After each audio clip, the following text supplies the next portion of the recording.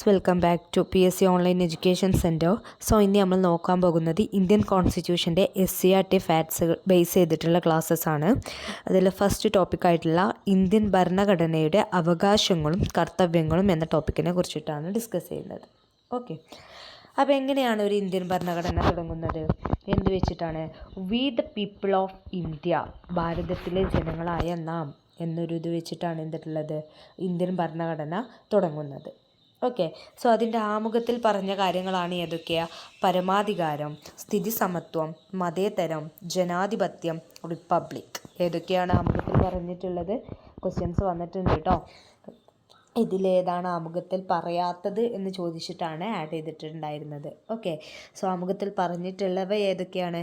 പരമാധികാരം, സ്ഥിതി സമത്വം, മതേതരം, ജനാധിപത്യം, റിപ്പബ്ലിക്. ഓക്കെ,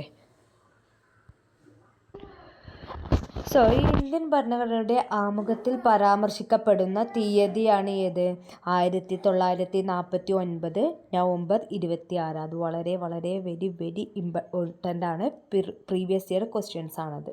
ഓക്കെ, ഇന്ത്യൻ ഭരണഘടനയുടെ ആമുഖത്തിൽ പരാമർശിക്കപ്പെടുന്ന തീയതി 1949 നവംബർ 26. ഓക്കെ, നെക്സ്റ്റ് 1976 ഭരണഘടന 42ാം ഭേദഗതി 2ാം വകുപ്പ് പ്രകാരം പരമാധികാര, ജനാധിപത്യ, റിപ്പബ്ലിക് എന്നുള്ളത് എന്താക്കി മാറ്റി? പരമാധികാര, സ്ഥിതി സമത്വ, മതേതര, ജനാധിപത്യ, റിപ്പബ്ലിക് എന്നാക്കി മാറ്റി. ഏത് ഭരണഘടനാ ഭേദഗതി പ്രകാരമാണ്? 1976 ഭരണഘടന 42ാം ഭേദഗതി പ്രകാരം. അതിൽ ഏത് വകുപ്പ് പ്രകാരമാണ്? 2ാം വകുപ്പ് പ്രകാരം. ഓക്കെ, അങ്ങനെ ഈ ആമുഖ ഭേദഗതി നിലവിൽ വന്ന വർഷമാണ് ഏത്? 1977 ജനുവരി 3. 1977 ജനുവരി 3-നാണ് എന്ത്? ആമുഖ ഭേദഗതി നിലവിൽ വന്നത്.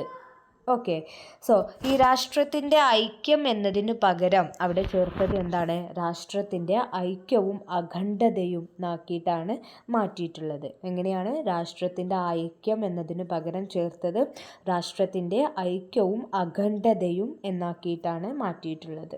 ഓക്കെ, രാഷ്ട്രത്തിൻ്റെ ഐക്യവും അഖണ്ഡതയും എന്നാക്കി മാറ്റി. ഓക്കെ, അപ്പോൾ ഇത്രയാണ് ജസ്റ്റ് ഒരു ഇൻട്രൊഡക്ഷൻ എന്ന രീതിയിൽ ഇന്ത്യൻ ഭരണഘടനയെക്കുറിച്ച് പറയാനുള്ളത്. നെക്സ്റ്റ് നമുക്ക് നോക്കാനുള്ളത് മൗലികാവകാശങ്ങളെ കുറിച്ചിട്ടാണ്. ഓക്കെ,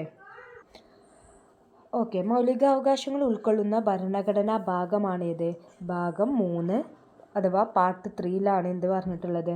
മൗലികാവകാശങ്ങൾ അഥവാ ഫണ്ടമെൻ്റൽ റൈറ്റ്സ് ഇൻക്ലൂഡ് ചെയ്തിട്ടുള്ളത്. ഓക്കെ, ഏത് ആർട്ടിക്കിളാണ്? ആർട്ടിക്കിൾ 12 മുതൽ 35 വരെയാണ് ഫണ്ടമെൻ്റൽ റൈറ്റിനെ കുറിച്ച് പരാമർശിക്കുന്നത്. അപ്പോൾ പാർട്ട് 3 ആർട്ടിക്കിൾ 12 മുതൽ 35 വരെയുള്ള ഭാഗങ്ങളാണ് എന്ത് പറഞ്ഞിട്ടുള്ളത്? ഫണ്ടമെൻ്റൽ റൈറ്റ്സ് അഥവാ മൗലികാവകാശങ്ങളെ കുറിച്ച് പറഞ്ഞിട്ടുള്ളത്. സോ എന്താണ് ഈ മൗലികാവകാശങ്ങൾ എന്ന് പറഞ്ഞാൽ എന്താണ്?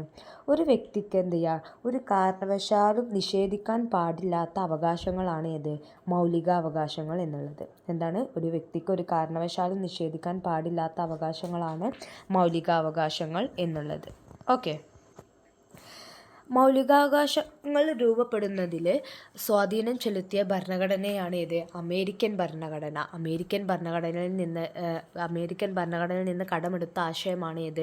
മൗലികാവകാശങ്ങൾ എന്ന ആശയം. ഓക്കെ, മൊത്തത്തിൽ 6 മൗലികാവകാശങ്ങളാണ് ഇന്ത്യൻ ഭരണഘടനയ്ക്കുള്ളത്. 6 മൗലികാവകാശങ്ങളാണ് ഇന്ത്യൻ ഭരണഘടനയ്ക്കുള്ളത്. അവ സമത്വത്തിനുള്ള അവകാശം, സ്വാതന്ത്ര്യത്തിനുള്ള അവകാശം, ചൂഷണത്തിനെതിരായുള്ള അവകാശം, മതസ്വാതന്ത്ര്യത്തിനുള്ള അവകാശം, സാംസ്കാരികവും വിദ്യാഭ്യാസപരവുമായ അവകാശം, ഭരണഘടനാപരമായ പരിഹാരം കാണുന്നതിനുള്ള അവകാശം. ഇങ്ങനെയാണ് 6 മൗലികാവകാശങ്ങളാണ് ഇന്ത്യൻ ഭരണഘടനയ്ക്കുള്ളത്. ഓക്കെ, സോ ഈ 6 മൗലികാവകാശങ്ങളെക്കുറിച്ചും ബാക്കി അതിൻ്റെ ഡീറ്റെയിൽ ആയിട്ടുള്ള വീഡിയോ നെക്സ്റ്റ് ക്ലാസ്സിൽ വരുന്നതായിരിക്കും. Okay, thank you.